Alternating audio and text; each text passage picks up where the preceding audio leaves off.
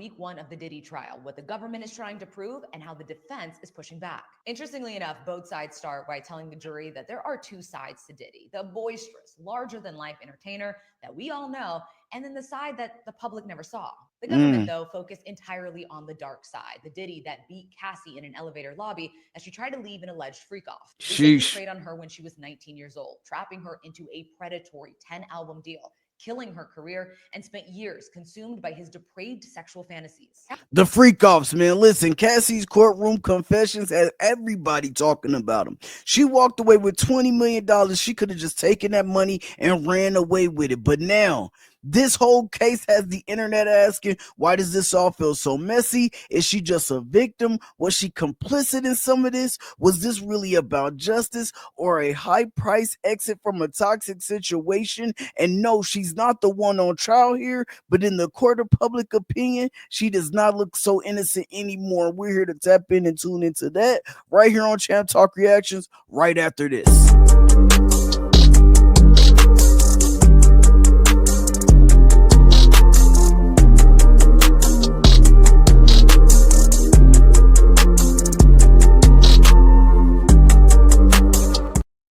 Yo, what's good with the YouTube friends and family, man? It's your boy SirFH. This right here is Champ Talk Reactions, and we are back here with another video, man. Today we are talking week one of the Diddy trial, and this right here is going to be nuclear, man.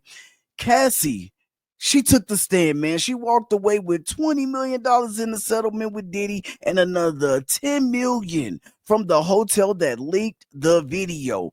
This made people start raising some questions. Was she really just a victim of abuse, or was she a willing participant in some of the madness in Diddy's world? Was her testimony about justice, or was it more about pouring salt in Diddy's wounds? You know, kicking a man while he down like he allegedly done to her. But we don't condone that over here on Champ Talk Reactions, man. Listen, today we're going to break down a couple videos, one from Mona Abdi, who breaks down everything that went down week one, and then we're going to jump into a video from the Yanni report, and her video is titled Cassie is Not That Innocent. We're going to drop down to the comment section on both their pages and check the temperature out here, because right now the internet is split and the court of public opinion is raising their hands because they want answers, and so do we. Mona Abdi, it's right back on you. It's a recap of week one of the Diddy trial, what the government is trying to prove and how the defense is pushing back. Interestingly enough, both sides start by telling the jury that there are two sides to Diddy: the boisterous, larger-than-life entertainer that we all know, and then the side that the public never saw. The government, though, focused entirely on the dark side, the Diddy that beat Cassie in an elevator lobby as she tried to leave an alleged freakoff. They say he preyed on her when she was 19 years old, trapping her into a predatory 10-album deal, killing her career, and spent years consumed by his depraved sexual fantasies. Cassie testified that Diddy introduced her to hard drugs and forced her to perform sex acts with male escorts that she had to find on sites like Craigslist, Backpage, and through escort services. Backpage and Craigslist is crazy as hell, man. Yo, do y'all think that's crazy? I think that's crazy as hell, because listen, I can understand a high-end escort service because that is more likely to be clean and is more likely to be discreet, you know what I'm saying, than some damn Backpage and Craigslist. That's wild as hell when you have Diddy type money, man. So it's 10 times worse getting people on Backpage and Craigslist when you have this type of money, man. This is crazy as hell. You know what I'm saying? Let me know what y'all think about that in the comment section. She says these freakoffs would last for days and recalled the time where Diddy and a male escort were standing over her, urinating on her face while she choked. The recovery would also take days, hooked up to an IV. She described beatings and jealous rampages, including one incident where Diddy allegedly stomped on her face in the back of a black car for speaking to another man.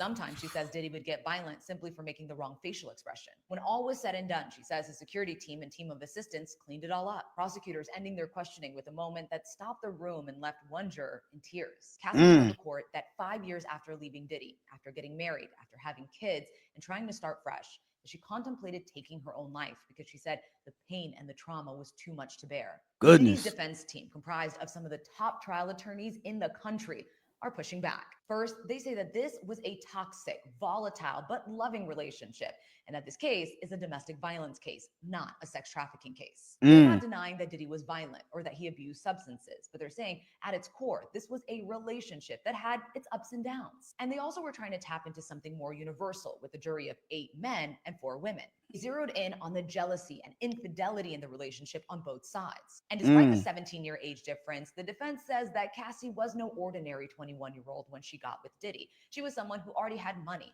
access to powerful men like former Sony executive Tommy Mottola, Mariah Carey's ex-husband. And she was already experienced in dating older men. And just like she cheated on her boyfriend at the time, music producer Ryan Leslie, to get with Diddy, she also cheated on Diddy with men in the entertainment industry. He was furious and suspicious of men like Kid Cudi, Michael B. Jordan, Chris Brown. They also say that Cassie had her own jealousy streak, envious of his relationship with Kim Porter, and so desperate to be his official girl.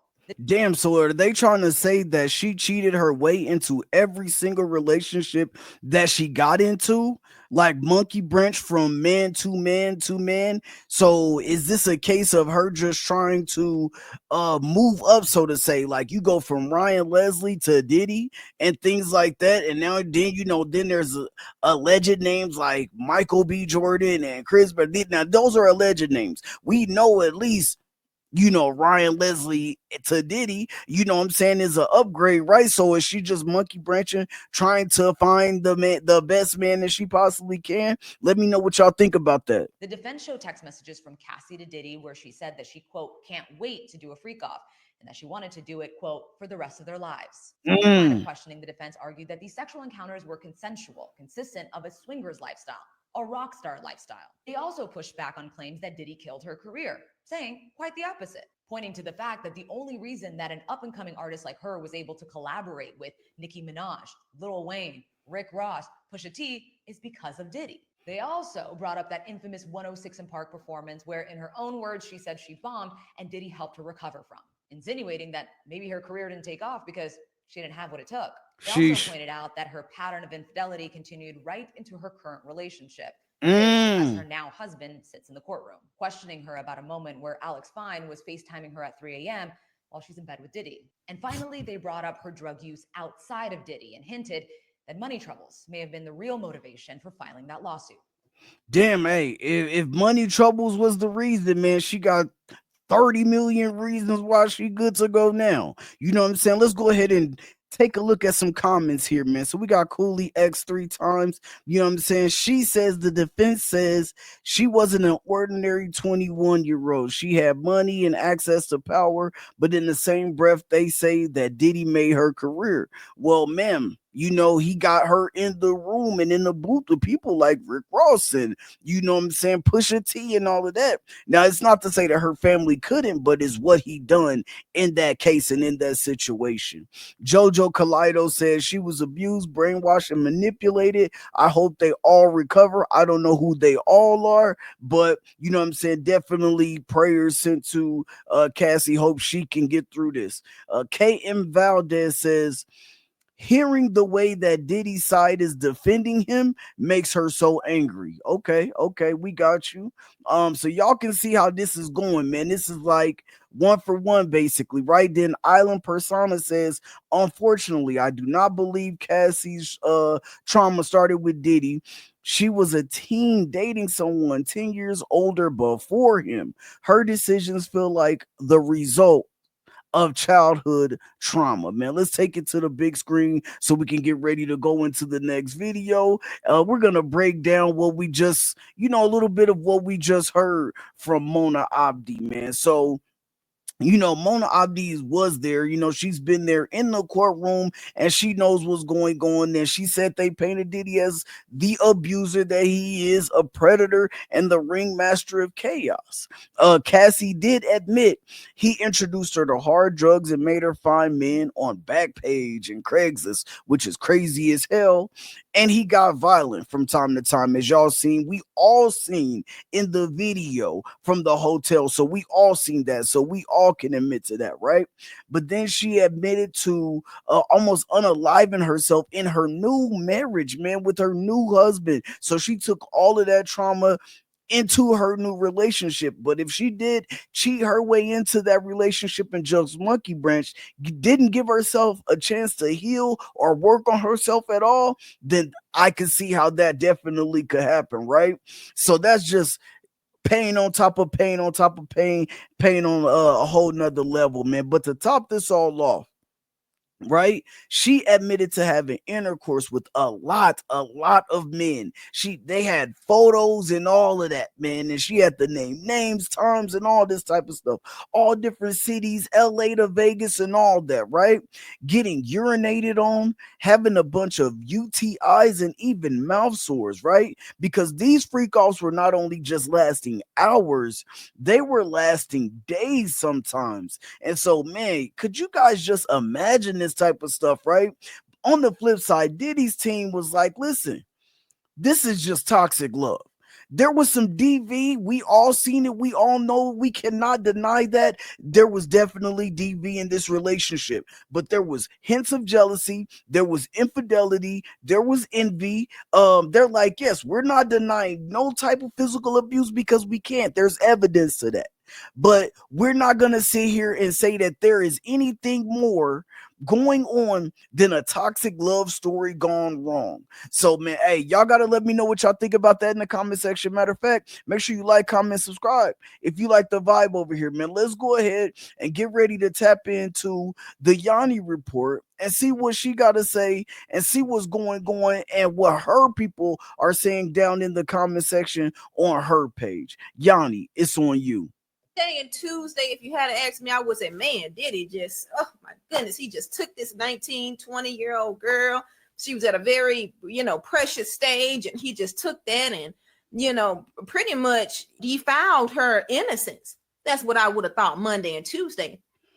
But Wednesday and Thursday and Friday, or the end part of the case, when we have to really go into some of the other evidence that really show that Cassie was just as complicit. Even if we say, oh, well, she was just doing that because she wanted to get Diddy's attention, that's not an excuse. That is not a valid excuse. All of these things of why you do certain things and then at the end have buyer's remorse, all of that is a lack of accountability.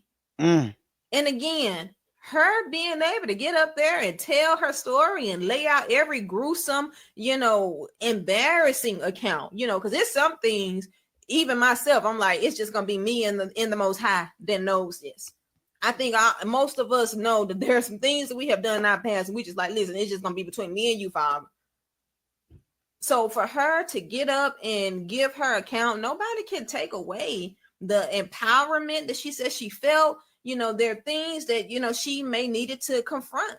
This is what happens when you play with demons and then you want to push through these demons. However, you pushing through and coming out on the other end, you can't. It's almost like Alice at the end when she get out of Wonderland and she gets back into reality. It's almost like if Alice was to say, well, I really didn't want to go down the rabbit hole. But you did. Right. But you did. Okay. And sometimes when you go down that rabbit hole, you can't come back out the way you went in. You got to go all the way through. And this is what Cassie did. Now, kudos to her. No one is taken away from that. But there is a level of accountability. And just looking at it and saying, if I'm just looking at this very week, I can't say, oh, my goodness, Diddy just did Cassie in. No, Cassie allowed a level of her own victimhood. And sometimes you can get in so deep, you don't know how to get out. This is why you have to spot red flags and get out when it's time to get out. Man, listen, that video in right there. Let's go ahead and jump down to some of the comments in the comment section. We got Kayla Dodson, man. She says, yeah, no, Cassie is definitely not innocent. I don't understand why all these people are screaming she is. I know she was abused. I understand she was tortured, but come on, y'all. How long is enough before you are accountable in the situation? Seriously. Then you get Big Sosa. He says she's not innocent, but she is still a victim. Everything aside, we saw the video of her getting dragged into that hotel room for sure. Yes, we did. Irby keeps it blunt and he just simply says, yeah. Diddy is guilty though. But then that started raising questions of what? they got him on trial for trafficking. She said that she would like to engage in freakoffs for the rest of their lives. And so you DV for sure, but trafficking, it is not looking like so, right? And then you got Dan Gatson, man. He is it with the money line. He says she got $30 million for all this. And we can just talk about that just for a second. So before the trial, Cassie offered to sell Diddy her book, her story, right, for $30 million. He said no. She sued him and ended up walking away with 20 million of the 30 million that she was going to get. Then she also just settled, and this came out during the testimony, during the trial, right? She settled with the hotel that this infamous video dropped from for another 10 million. So she ended up getting the 30 million that she was asking for in the first place, right? Meanwhile, it was reported, so alleged, that she had to move back home with her parents after she left Diddy. And it was her husband, and her family moved in with her parents, did not have money like that. Her husband's a personal trainer. He's not a multi-millionaire. They needed money. So was it survival or strategy? Either way, let's go ahead and break down this little bit of the Yanni report and get on up out of here. Like she said, she came in supporting her heart, day one, day two. But then after that, the more the testimony came out, she was like, okay, she's not looking so much just like the victim, right? And then the statement, playing the part in her own victimhood, that hit a little bit different coming from a woman, man. Y'all got to let me know what y'all think about that, And then the buyer's remorse line, man. What do y'all think about that? Do y'all feel like this was buyer's remorse? Let's go ahead and take this to the big screen so we can go ahead and get ready to get up out of here, man. But y'all gotta let me know what y'all think about this whole video, what y'all think about the breakdown. I think the first video from Mona kind of played a little bit low, but the content in it was just too good that I had to play it. So y'all gotta forgive me for that. The question that came about in this whole thing was her husband was in the courtroom, and everybody has been bigging him up this whole time, right? But then questions start to come up like, okay, she left Diddy for him, knowing that he didn't have the money. She sued Diddy for all this money. Was he involved in this? Now everybody's bigging him up saying, oh man, he's doing this. But seeing all of that, now it's one thing to hear all of this, and you don't get to see the mental pictures and all of this, the real physical pictures. You don't get to see those things, right? But then to see those and have to see your woman, your wife, your boo, she's up there on the stand crying, talking about all these men and naming all these men and all these different places and all these different situations and people urinating in people's mouths and all of this type of stuff. And this is coming from your wife or your husband. How would you feel about that situation? Let me know in the comment section, man. You comment, I comment, you react, I react back, because that's what I do over here on Champ Talk Reactions, man. Y'all already know what this is, man. It's your boy SirFH. This right here is Champ Talk Reactions, where we react to everything popping, moving, grooving, shaking in the community and the culture. And we're out. Peace.